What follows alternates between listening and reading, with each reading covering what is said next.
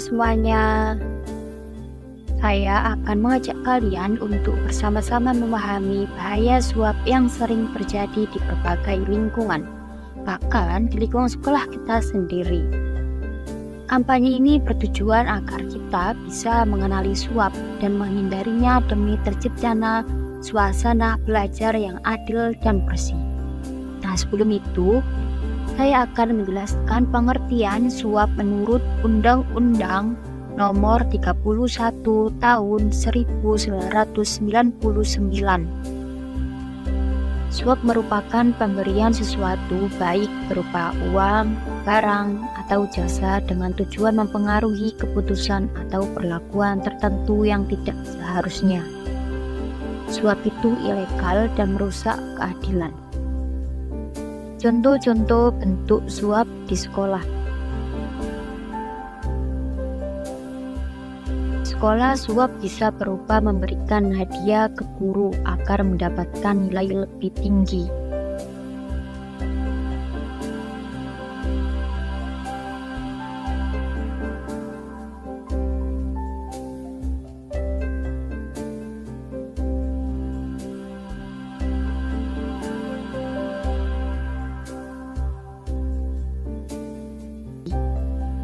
Yang kedua, menyuap satpam supaya bisa bolos.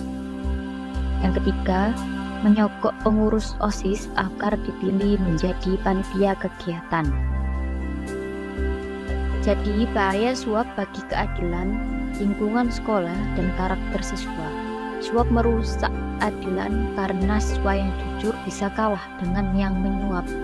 Lingkungan sekolah jadi tidak kondusif dan penuh ketidakpercayaan. Selain itu, suap juga merusak karakter kita, membuat kita malas berusaha dan malas memilih jalan pintas yang salah.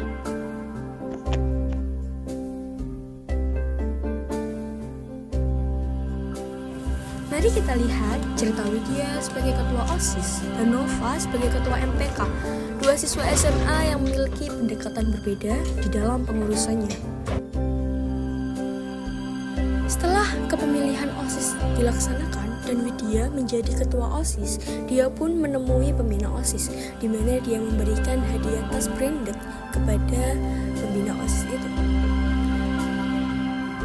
Lalu, Widya juga mengundang pembina OSIS itu untuk makan malam bersama dengan ayahnya yang menjabat sebagai kepala sekolah di sekolahan itu.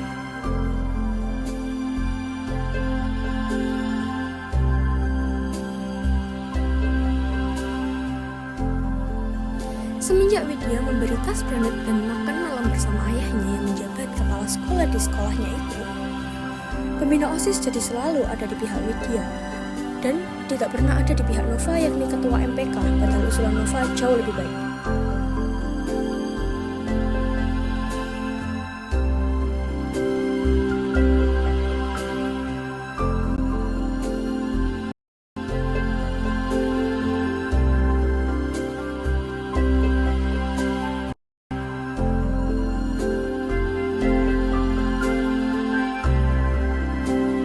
Nah, dari cerita tersebut dapat kita lihat, Nova merupakan ketua MPK yang bekerja keras dan punya banyak ide inovatif, menyuarakan suara-suara dari tiap kelas.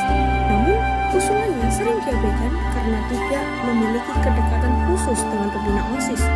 Meski kecewa, Nova tetap bekerja keras dengan integritas. Dan bisa dilihat, 2 tahun kemudian, saat kuliah, Widya kesulitan beradaptasi karena terbiasa mendapatkan kemudahan, sementara Nova berkembang pesat karena terbiasa bekerja keras dan jujur. Pertanyaannya, siapa yang lebih siap menghadapi masa depan? Ada banyak tokoh inspiratif yang bisa menjadi teladan kita dalam menjunjung integritas dan menolak suap. Di antaranya, 1. Kisah Sri Mulyani, Menteri Keuangan Indonesia yang dikenal dengan integritasnya dan keberaniannya melawan korupsi. 2. Artijo Alkostar, yakni mantan hakim agung yang terkenal dengan ketegasannya terhadap para koruptor. Bahkan di lingkungan sekolah, mungkin kita punya guru yang selalu adil dan tidak pernah memberi perlakuan istimewa kepada siswa tertentu, atau teman sekelas yang selalu jujur dalam ujian meski banyak yang mencontek. Mereka semua adalah bukti bahwa integritas dan penolakan terhadap suap bukanlah hal yang mustahil. Dan yang lebih penting, mereka membuktikan bahwa kesuksesan sejati bisa dicapai tanpa mengorbankan nilai-nilai kejujuran. Contoh cara melawan suap: mengenali, berani berkata tidak, serta melaporkan. Gratifikasi tidak hanya dilakukan oleh pejabat-pejabat, tapi di dalam lingkup sekolah atau lingkup pendidikan juga terdapat gratifikasi.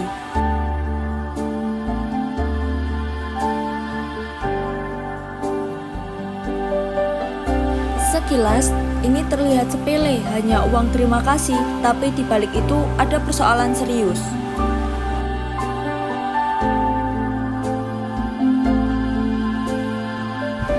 Gratifikasi adalah pemberian berupa uang, hadiah, atau fasilitas yang diterima karena seseorang punya peran atau jabatan tertentu. Dalam dunia pendidikan, gratifikasi bisa merusak nilai-nilai utama, jujur, adil, dan bertanggung jawab.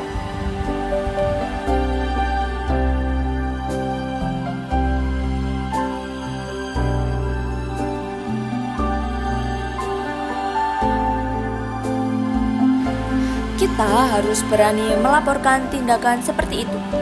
Jika dalam lingkup sekolah, kita bisa lapor kepada guru bimbingan konseling atau guru BK. Melaporkan tindakan yang tidak sesuai adalah bagian dari keberanian moral. Sikap ini menunjukkan bahwa kita peduli pada masa depan.